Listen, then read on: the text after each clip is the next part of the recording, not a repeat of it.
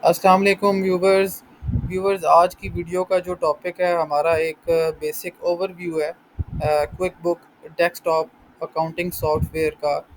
तो बेसिकली ये वीडियो उन लोगों के लिए है जो बिगनर्स हैं, जिन लोगों ने इससे पहले क्विक बुक पे काम नहीं किया हुआ, जिन लोगों को इस चीज़ का नॉलेज नहीं है कि क्विक बुक किस तरीके से काम करता है, इसमें क्या क्या फंक्शंस हैं।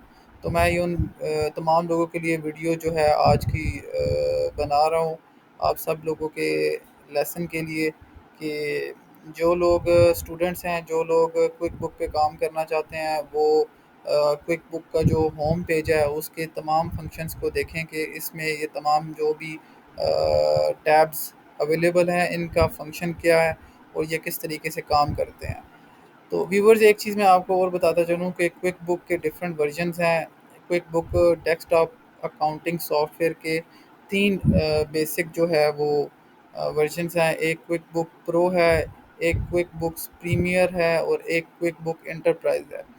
तो इन तीन वर्जन्स का मकसद ये है कि आपका ये तीनों versions industry to industry vary करता है कि आपकी इंडस्ट्री किस साइज़ की है, आपको किस टाइप का जो है वो सॉफ्टवेयर चाहिए, किस टाइप की वर्किंग चाहिए। तीनों वर्जन्स में डिफरेंस ये है कि आपका जो प्रो वर्जन है उसमें आपके जो फंक्शंस हैं वो बेसिक लेवल के हैं। प्रीमियम में आपके कुछ फंक्शन एडिशनली दिए गए हुए हैं। और एंटरप्राइज जो है वो एक कंप्लीट वर्जन है जिसमें आप एक बड़े साइज़ की इंडस्ट्री को जो है इजीली उसमें तमाम किस्म के एचआर और आपकी इन्वेंट्री और आपके अकाउंट्स वगैरह जो हैं वो इजीली प्रिपेयर कर सकते हैं। तो व्यूवर्स, आपका जो वीडियो का टॉपिक है उस पे वापस आते हैं। तो हमारे पास आज ये quick book desktop pro version का होम पेज है। इसमें डिफरेंट टैब्स अवेलेबल हैं। सबसे पहले तो हमारे पास जो है वो एंटर बिल्स का टैब है। इसमें मैं आपको बताता हूँ, हम जब इस पे क्लिक करते हैं तो बेसिकली इसका फंक्शन ये है कि आपने जैसे ही कोई वेंडर का आपके पास बिल आता है तो आपने उस बिल को अपने पास रिकॉर्ड कैसे करना है। तो जैसे ही आप एंटर बिल पे प्रेस करते हैं आपके पास इस तरह की विंडो ओपन हो जाती है। यहाँ पे देखें, आपके पास ये वेंडर का नेम पूछ रहा है। अगर आपके पास वेंडर की लिस्ट होगी तो वो तमाम नेम्स यहाँ पे आ जाएंगे। आप के पास जिस भी वेंडर का बिल होगा आप उसका नेम सेलेक्ट कर सकते हैं और इन शॉर्ट आप यहाँ से नया वेंडर भी ऐड कर सकते हैं। ठीक है, उसके बाद डेट है, बिल का रेफरेंस नंबर होगा, बिल की अमाउंट होगी, यहाँ पे उसकी डिटेल आ जाएगी।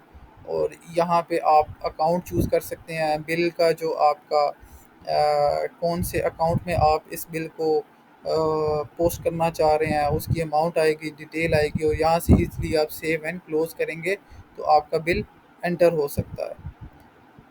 ये आपका एंटर बिल का टैब था व्यूवर्स। उसके बाद आपका पे बिल्स का टैब है। जो बिल आप एंटर बिल्स के टैब से करते हैं उस बिल को आप पे बिल से पे भी कर सकते हैं। आप जैसे ही उस पर क्लिक करेंगे वो आपसे पूछ रहा है कि आप अभी इसका राइट अ चेक जो है मींस कि आप चेक के थ्रू इसको पेमेंट करना चाह रहे हैं। तो आप इसको अगर यस करेंगे तो आपके पास ये एक विंडो ओपन हो गई है। ये बेसिकली विंडो इसलिए आई है व्यूअर्स, हमारे पास ये एक नई कंपनी है तो इसमें चार्ट ऑफ अकाउंट्स में हमारे पास कोई बैंक नहीं है। और इस तरह से ये विंडो इसलिए ओपन हुई है, वो क्विक बुक सॉफ्टवेयर जो है वो हमसे ये चाह रहा है कि हम इसमें एक बैंक अकाउंट ओपन कर लें। ठीक है, तो अभी हम इसको नया जो बैंक अकाउंट ओपन नहीं कर रहे, उसके लिए मैं अलग से आपको बताऊंगा वो कैसे ओपन करते हैं। अच्छा, उसके बाद जो मेन चीज़ है जी, आप क्रिएट इनवॉइस। तो ये जो पोर्शन है व्यूवर्स, मैं आपको बताऊं जैसे कि आपके सामने मौजूद भी है, ये वेंडर्स का पोर्शन है। वेंडर्स में आपके पास बिल रिसीव होंगे और उनको बिल्स आप पे करेंगे। नीचे वाला जो पोर्शन है ये कस्टमर्स का पोर्शन है। इसमें आपके पास एस्टीमेट दिया गया हुआ है कि आपने कोई भी आइटम्स या कोई भी चीज़ बाई करनी है तो उसके एस्टीमेट्स आप यहाँ पे क्रिएट कर सकते हैं इजीली। उसके बाद व्यूवर्स, हमारे पास जो मेन चीज़ है वो क्रिएट इनवॉइस है कि आपने कोई आइटम अपना सेल आउट किया है तो आप अगर किसी कस्टमर को क्रेडिट पे सेल्स कर रहे हैं तो उसकी इनवॉइस आप यहाँ से जनरेट कर सकती हैं क्रिएट इनवॉइस में जाके।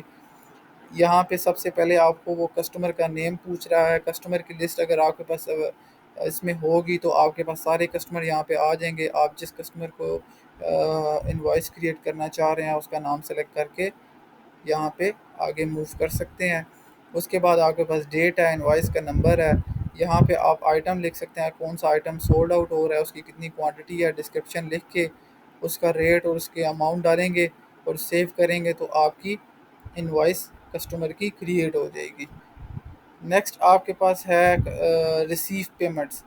ये रिसीव पेमेंट जो इनवॉइस आप क्रिएट करते हैं उसकी जब पेमेंट कस्टमर आपको करेगा तो यहाँ पे आके आप रिसीव पेमेंट कर सकते हैं। यहाँ पे रिसीव पेमेंट के टैब में अगर आप जाते हैं तो कस्टमर पेमेंट रिसीव फ्रॉम, किस कस्टमर से आपने पेमेंट रिसीव किया है यहाँ पे आप कस्टमर सेलेक्ट करेंगे, कितनी अमाउंट रिसीव की है, कौन सी डेट को रिसीव की है और रेफरेंस नंबर आप डालेंगे। और यहाँ से आके आप इसको सेव एंड क्लोज़ करेंगे तो ये आपके पास पेमेंट रिसीव हो जाएगी। नेक्स्ट आपके पास आ रहा है, ये आपके पास कुछ इंपॉर्टेंट चीज़ें थी जो मैंने आपको बताई हैं। आपका टोटल जो है वेंडर का पोर्शन और कस्टमर का पोर्शन ये यहाँ पे आके इनफ है। इतनी वर्किंग अगर आपको समझ में आ जाती है तो ये बेसिक चीज़ें हैं, यही आपको वर्किंग मोस्टली करनी पड़ती है। अच्छा, उसके बाद है जी हमारे पास ये कंपनी का पोर्शन। इसमें आपके पास है चार्ट ऑफ अकाउंट्स। तो व्यूवर्स, अगर आप अकाउंटिंग के स्टूडेंट्स हैं तो आपको चार्ट ऑफ अकाउंट का नॉलेज होगा कि आपके जो भी हेड ऑफ अकाउंट्स होते हैं उसका एक चार्ट होता है। जैसे मैं आपको यहाँ पे क्लिक करके बताता हूँ। अब हमारे पास यहाँ पे जो मेन है वो 5 चार्ट ऑफ अकाउंट्स जो हैं वो अवेलेबल हैं। हम इसमें नए हेड ऑफ अकाउंट्स क्रिएट कर सकते हैं। ठीक है, वो किस तरह करेंगे वो मैं आपको बता दूं। यहाँ नीचे अकाउंट का ऑप्शन है, यहाँ पे आप क्लिक करेंगे, न्यू को क्लिक करेंगे तो आप जिस भी नेचर का अकाउंट ओपन करना चाह रहे हैं, इनकम का, एक्सपेंस का, bank loan, credit card, equity या इसके अलावा कुछ और account, receivable, other current assets, assets payable, किसी भी नेचर का अगर आप अकाउंट ओपन करना चाह रहे हैं तो आप यहाँ से अपने चार्ट ऑफ अकाउंट में नया हेड ऑफ अकाउंट ओपन कर सकते हैं। तो चार्ट ऑफ अकाउंट का टैब इसलिए दिया होता है। उसके बाद आपके पास आइटम्स एंड सर्विसेज का टैब है। आप इसको अगर क्लिक करते हैं तो आपके पास यहाँ पे जितने भी आपके पास आपके आइटम्स होंगे जो कि आप बाई करते हैं या आप सेल करते हैं वो आप यहाँ पे आके क्रिएट कर सकते हैं। अपने आइटम लिस्ट आप यहाँ पे मेंटेन कर सकते हैं। अभी आपके पास यहाँ पे कोई आइटम नहीं है तो अगर आपने नया आइटम ऐड करना होगा तो आप आइटम में जाएंगे, न्यू पे क्लिक करेंगे तो आप ये देख सकते हैं कि आपकी अगर सर्विसेज का कोई इस तरह का आइटम है जिसमें आप सर्विसेज दे रहे हैं तो आप सर्विसेज कर सकते हैं।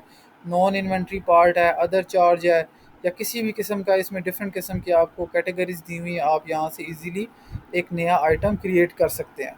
ठीक है, उसके बाद आप आते हैं customer in item and services के बाद आपके पास जो मेन चीज़ है, इंपॉर्टेंट चीज़ जो मैं आपको बताना चाहूँ, बैंकिंग वाला सेक्शन है। बैंकिंग वाले सेक्शन में आपके पास रिकॉर्ड डिपॉजिट है। तो कस्टमर का जब भी आपके पास पेमेंट रिसीव होगी वो डायरेक्ट आपके बैंक अकाउंट में या कैश में आपके पास रिसीव नहीं होती, वो आपका रिकॉर्ड डिपॉजिट में आप जाएंगे। यहाँ पे वो आपके पास पेमेंट आ रही होगी। अभी हमारे पास बैंक कोई भी इस तरह का ओपन नहीं है तो वो यही कह रहा है कि आप अपना नया बैंक अकाउंट ओपन करें ताकि आप इस टैब को ऑपरेशनल कर सकें। तो ये रिकॉर्ड डिपॉजिट का टैब इसलिए होता है। और मेन इंपॉर्टेंट चीज़ ये है कि राइट चेक का जो टैब है, राइट चेक का टैब इसलिए होता है जब भी आपने कोई पेमेंट किसी वेंडर को करनी है, जो आप बिल्स जो है एंटर करते हैं वो जब आपने पेमेंट करनी है तो आप यहाँ पे बिल से भी कर सकते हैं या इसके अलावा राइट चेक में जाके किसी भी टाइप की पेमेंट या आप कैश से कर रहे हैं या आप बैंक के हेड से कर रहे हैं तो आपने सिंपल राइट चेक को क्लिक करना है और आपके पास जो राइट चेक्स वाली पेमेंट्स वाली विंडो ओपन हो जाएंगी। वहाँ से आपने इजीली जाके पेमेंट कर सकते हैं बैंक की और कैश की।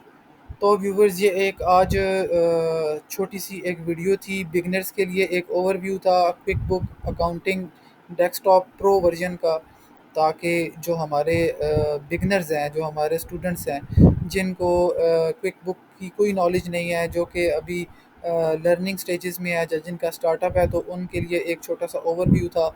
इंशाल्लाह मैं नेक्स्ट वीडियो में आपको डिटेल में हम तमाम सेक्शन